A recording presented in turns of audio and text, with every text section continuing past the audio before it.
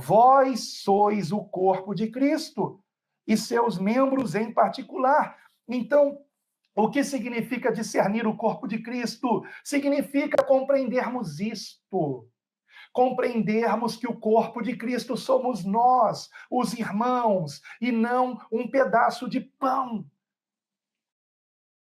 Estar em Cristo significa guardar a sua palavra, significa ter o seu Espírito Santo. Então, palavra e Espírito Santo.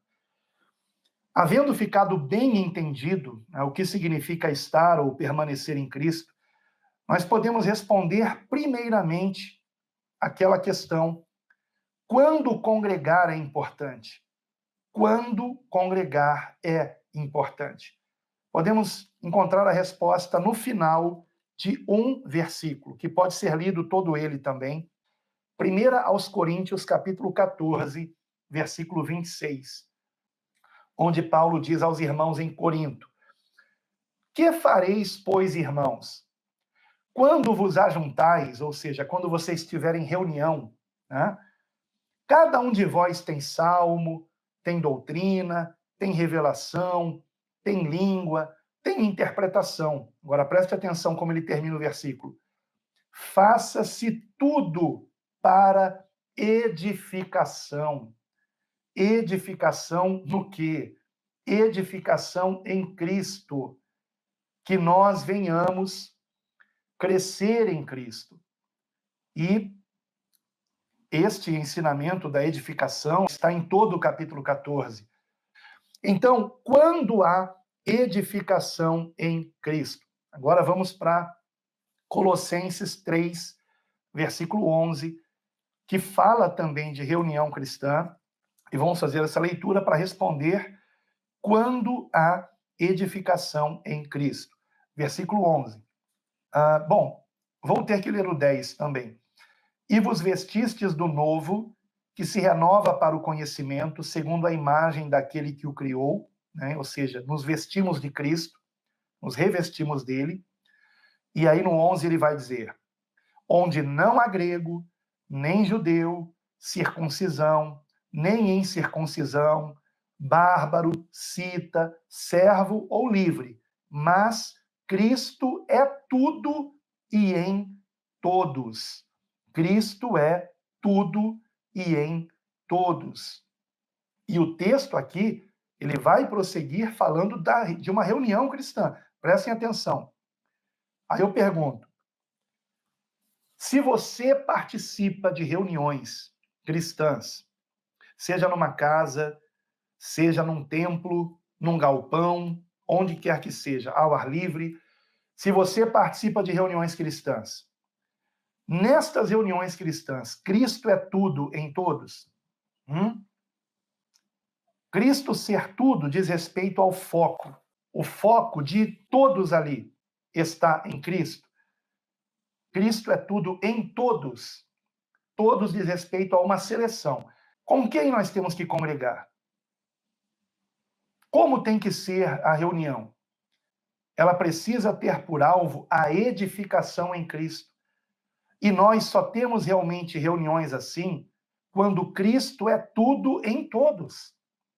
Quando aqueles que participam da reunião realmente amam a Cristo, estão interessadas em sua palavra, em aprender dele, ao invés de ficarem chateadas quando chega o momento da pregação. Claro, a menos que a pregação não seja focada em Cristo, né? Porque também nem todo pregador está pregando de fato o que Cristo ensinou. Não esqueçam disso, não é porque alguém prega em nome de Jesus que está pregando realmente Jesus. Então vamos lá, Colossenses 3, versículo 11 ao 17. Seguindo do Cristo é tudo em todos, versículo 12 agora. Revesti-vos, pois, como eleitos de Deus, santos e amados, de entranhas de misericórdia e de benignidade, humildade, mansidão, longanimidade. Queremos isso? Olha, nenhum de nós é perfeito. Nenhum de nós está livre de cometermos alguma falha. Mas a questão é, nós queremos nos revestirmos de Cristo. Você quer? Então você está em Cristo. Mas se você não está nem aí não está em Cristo. Então esse é o ponto. Prosseguindo.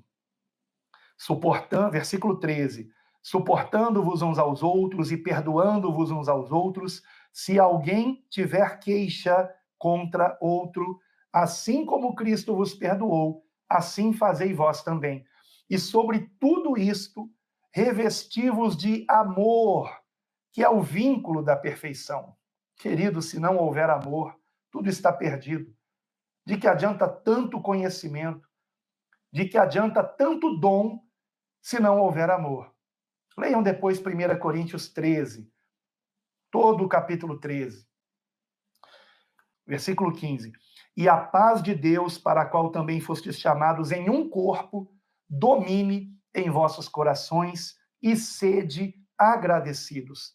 A palavra de Cristo habite em vós abundantemente. Vejam aí, a palavra de Cristo habite em vós abundantemente, em toda a sabedoria, ensinando-vos e admoestando-vos uns aos outros, com salmos, hinos e cânticos espirituais, cantando ao Senhor com graça em vosso coração. Ele está falando de uma reunião cristã, de uma reunião, aonde vamos ensinar e admoestar uns aos outros. E o quanto fizermos por palavras ou por obras, fazei tudo em nome do Senhor Jesus, dando por ele graças a Deus, Pai. Então, toda a glória é de Deus. Eu agradeço a Deus por essa transformação. Agradeço a Deus pelo que eu estou aprendendo de Cristo através dos meus irmãos. Compreendem? Então, quando há edificação em Cristo, ou seja, primeiro, quando congregar é importante? Quando há edificação em Cristo. E quando é que há edificação em Cristo? Quando Cristo é tudo em todos. O foco é Cristo. O foco é o que ele ensinou. Então, alguém pode trazer uma pregação baseada num texto lá do Antigo Testamento, mas esta pregação tem que culminar em Cristo. Tem que culminar no ensinamento de Cristo. Tem que nos falar da graça de Deus em Cristo.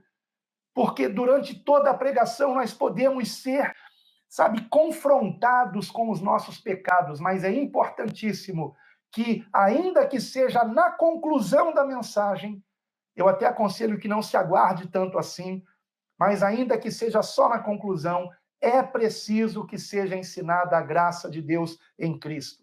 Ou seja, como é que eu vou abandonar esse pecado? Me rendendo a Cristo como meu único Senhor e Salvador, reconhecendo que eu não tenho forças em mim mesmo para mudar a mim mesmo, mas que Ele tem todo o poder, que o seu Santo Espírito, com a sua palavra, em mim, me transformam, palavra e Espírito. Aleluia! Espírito Santo, claro que eu estou falando Santo Espírito de Deus, também chamado de Espírito de Cristo, como você viu em Romanos 8. E agora, e quando a ceia do Senhor faz real sentido? Quando a ceia do Senhor, também chamada de Santa Ceia, faz real sentido? E a resposta está em 1 Coríntios 11, 29. 1 Coríntios 11, 29. Quando discernimos qual é o corpo do Senhor. Por quê? 1 Coríntios 11, 29. Porque em 1 Coríntios 11, 29 está escrito que o que come e bebe indignamente, come e bebe para a própria condenação, não discernindo o corpo do Senhor. Quem é que come e bebe indignamente? Quem não discerne, quem não compreende qual é o corpo do Senhor. Preste bem atenção no que eu estou falando, é o que o texto está dizendo. Vejam que, se nós transformarmos do negativo para o positivo, aqui o versículo 29, tá?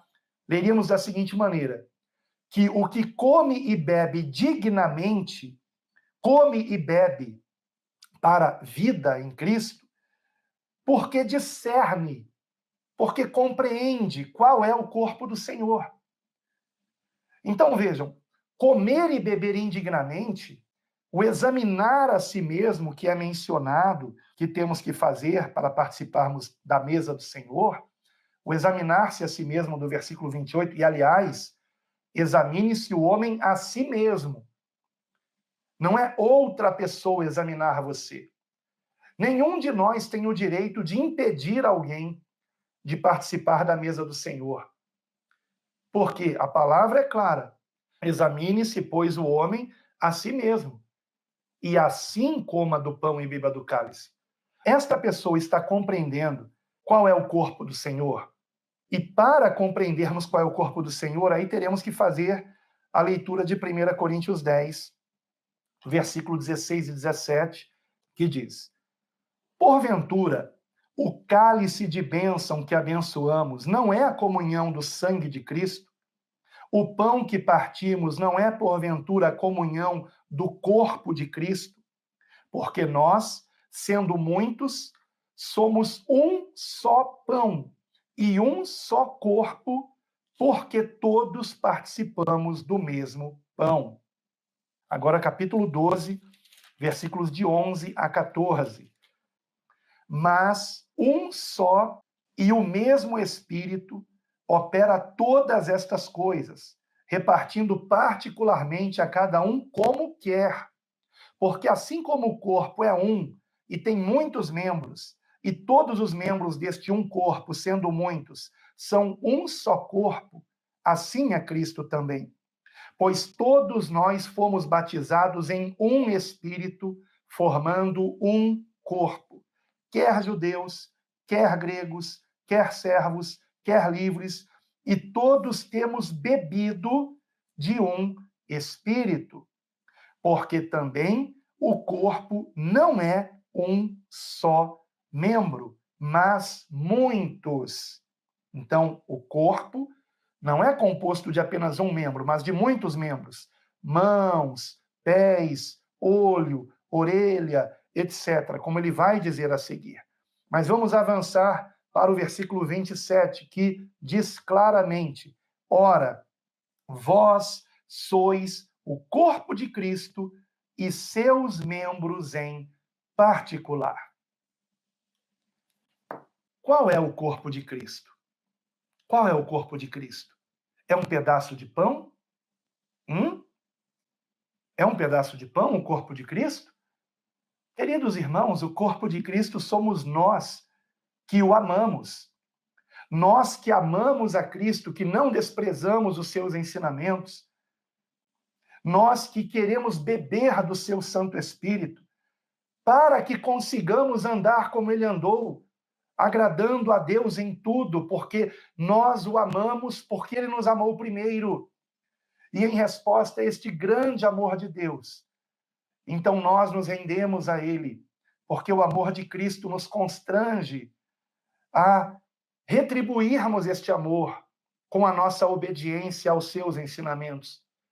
O que só é possível mediante o Espírito Santo de Deus em nós, nos transformando.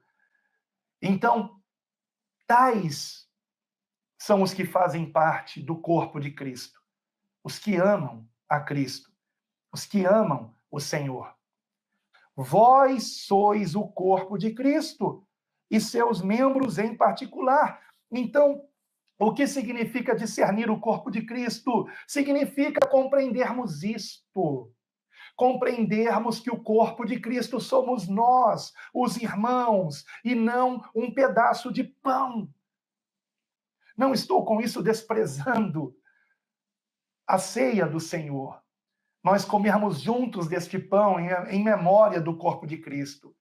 Nós bebermos juntos o fruto da vide, quer você compreenda que seja vinho ou suco de uva, mas fazermos isso em memória do Senhor. Não estou desprezando isto, não distorça as minhas palavras, mas é preciso compreendermos o sentido disto. E os coríntios não estavam compreendendo, porque eles estavam tendo divisões entre eles. Eles estavam brigando entre eles. Estavam competindo entre eles. Quem tinha mais dom do que quem? Havia divisões, como diz aqui no versículo 18, 17 e 18. 1 Coríntios 11, 17 e 18. Nisto, porém, que vou dizer-vos, não vos louvo, porquanto vos ajuntais não para melhor, senão para pior. Porque antes de tudo ouço que, quando vos ajuntais na igreja, há entre vós dissensões, e em parte o creio. Então, e aí é por isso que Paulo diz, olha, vocês não estão realmente participando da mesa do Senhor, porque vocês não estão realmente honrando o sacrifício de Cristo, de amor, para que nós venhamos nos amar uns aos outros, para que nós andemos como ele andou. E Jesus Cristo não desprezaria ninguém. Jesus Cristo não faria isto que vocês estão fazendo. Então, de que adianta vocês comerem do pão e beberem do cálice, se vocês estão desonrando o que Cristo esperava com a sua morte em nosso lugar, que é nós realmente aprendermos dele e andarmos como ele andou, sendo transformados pela presença do seu Espírito Santo em nós.